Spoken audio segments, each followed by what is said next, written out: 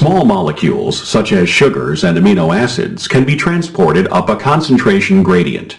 The sugar moves via a membrane transport protein from outside of the cell where the sugar concentration is low to the inside of the cell where the sugar concentration is high.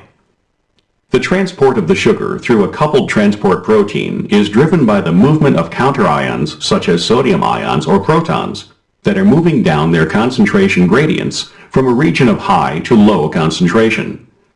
Sodium ions and the specific sugar or amino acid simultaneously bind to the same transmembrane protein on the outside of the cell, called a symport.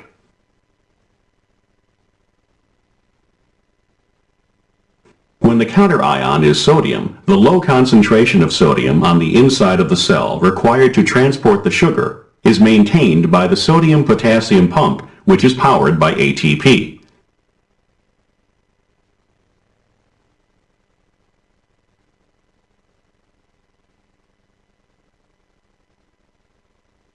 In a related process called countertransport, the inward movement of sodium ions is coupled with the outer movement of another substance such as calcium ions.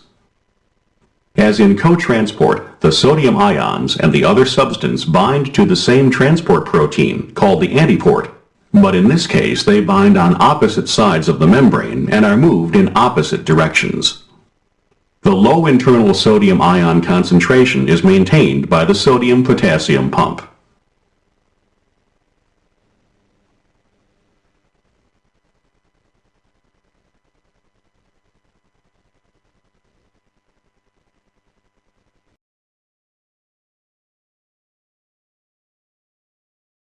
Thank you for watching this video. Don't forget to like the video.